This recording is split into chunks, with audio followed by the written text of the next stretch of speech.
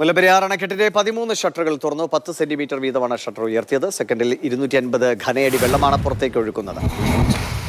11:35 ഷട്ടറുകൾ തുറന്നു.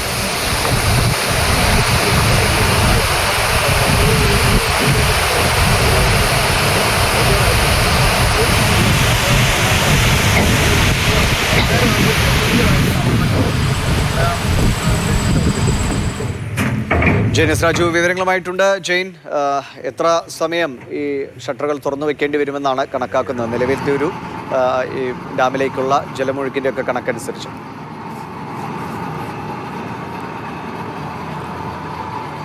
ദിവിഷ്, അത് റൂൾ കർവ് അനുസരിച്ചാണ് അത്തരം കാര്യങ്ങളിൽ തീരുമാനമെടുക്കുക. ഡാമിലേക്ക് ഒഴുകിയെത്തുന്ന വെള്ളം, തമിഴ്നാട് കൊണ്ടുപോകുന്ന വെള്ളം, അതിൻ്റെ എല്ലാം അളവ് പരിഗണിച്ചുകൊണ്ടായിരിക്കും എത്ര സമയം ഡാമിൻ്റെ ഷട്ടറുകൾ ഉയർത്തി വെക്കണം എന്ന കാര്യത്തിൽ തീരുമാനമെടുക്കുക. ആ കാര്യം തമിഴ്നാടാണ് ആ കാര്യത്തിൽ ഒരു അന്തിമ തീരുമാനം എടുക്കേണ്ടത്. ഇതിപ്പോൾ 11:35 കൂടിയാണ് മുല്ലപ്പെരിയാർ ഡാമിൻ്റെ ഭാഗമായിട്ടുള്ള സ്പിൽവേയിലെ ഷട്ടർ ഉയർത്തിയത്. സാധാരണ ഡാമുകളെ പോലെ അല്ല മുല്ലപ്പെരിയാർ ഡാം.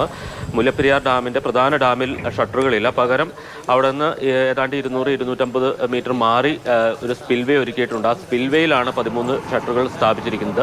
136 അടിയിലേക്ക് ജലനിരപ്പ് എത്തിയാൽ മാത്രമേ ഈ സ്പിൽവേയിലൂടെ വെള്ളം ഒഴുകൂ. ഇപ്പോൾ ഡാമിലെ ജലനിരപ്പ് 136.25 അടിയാണ്.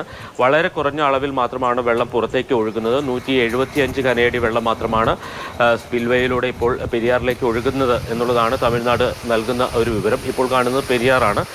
പെരിയാറിലെ ജലനിരപ്പിൽ യാതൊരു പ്രതിഫലനവും ഒരുപക്ഷെ ഈ വെള്ളം ഒഴുകി വരുന്നത് കൊണ്ട് ഉണ്ടാവാൻ സാധ്യതയില്ല. ഒരുപക്ഷെ നമുക്ക് തിരിച്ചറിയാൻ പോലും കഴിയാത്ത അത്ര കുറഞ്ഞ വെള്ളമാണ് പെരിയാറിലേക്ക് ഒഴുക്കി വിടുന്നത്. അതുകൊണ്ട് തന്നെ തീരത്ത് യാതൊരു ആശങ്കയുമില്ല.